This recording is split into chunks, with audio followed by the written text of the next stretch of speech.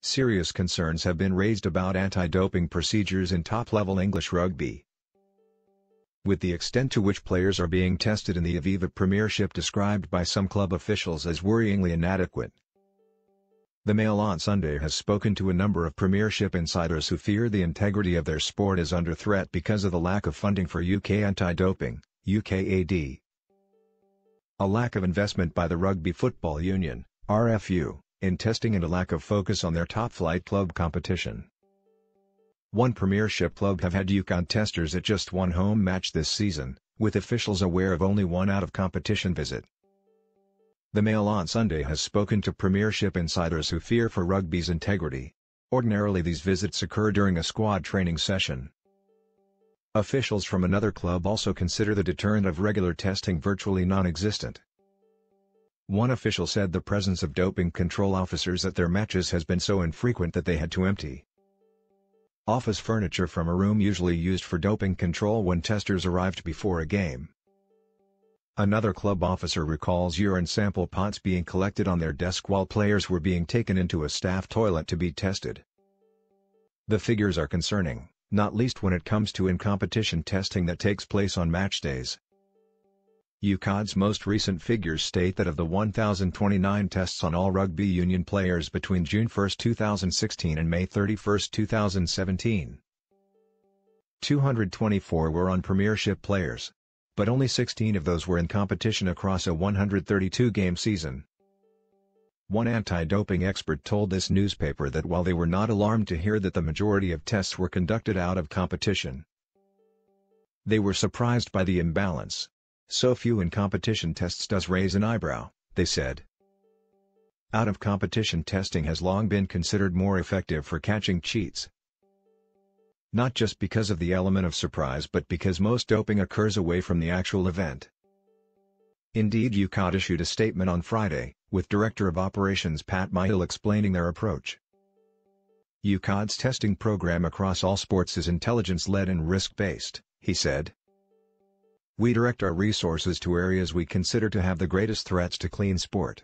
In terms of rugby union, our greatest proportion of testing remains out of competition due to the higher risk of doping during such periods.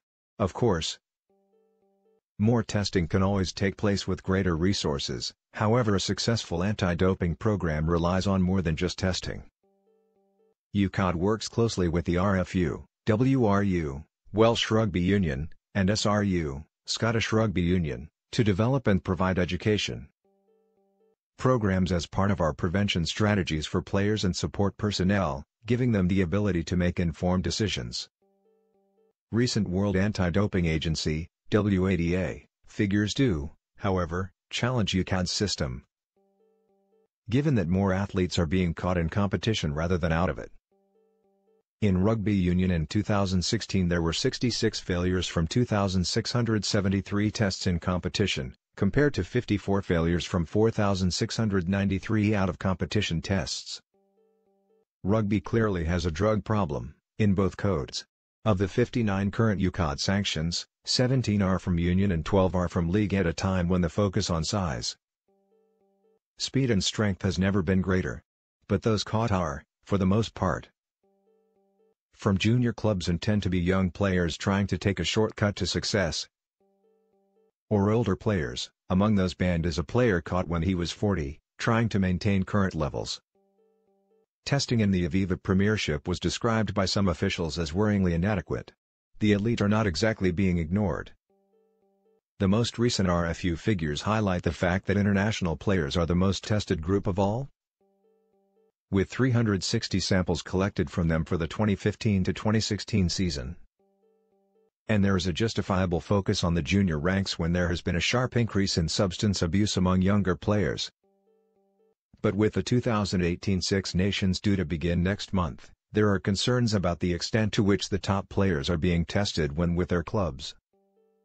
Former England coach Dick Best said, "If it's as little as 16 in competition tests in 132 Premiership games it looks like a bit of a token gesture.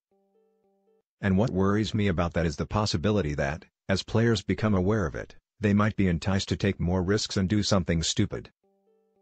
Money isn't necessarily the answer. How exactly does it change things? Is more testing the solution?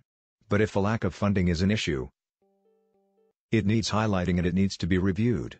In fairness to the RFU, the organization represents something of a rarity in being a national governing body who publish an annual anti-doping report. But what they don't publish is how much they spend on anti-doping, and the issue of funding for UCOD will soon come under fresh scrutiny when the Department for Digital Culture, Media and Sport Select Committee publishes its report on doping.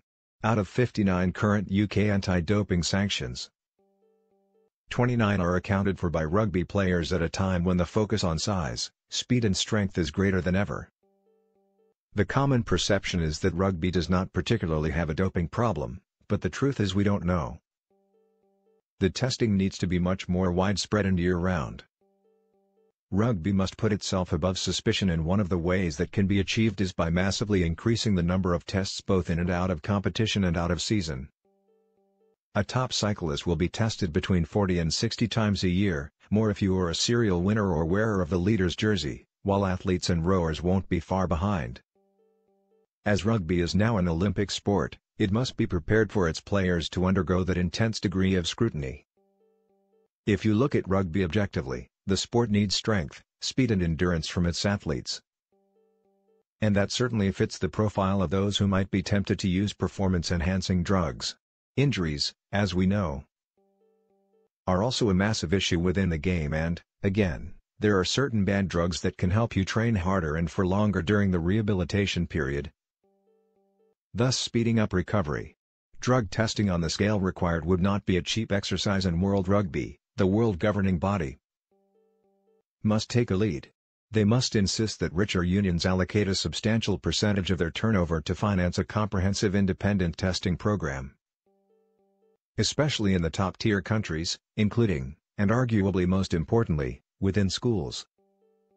Top youngsters considering a professional career in rugby need to know the dangers and consequences, and they need to take on board that if they become professionals, drug testing will be a fact of life. Along with betting, doping has the ability to totally undermine rugby,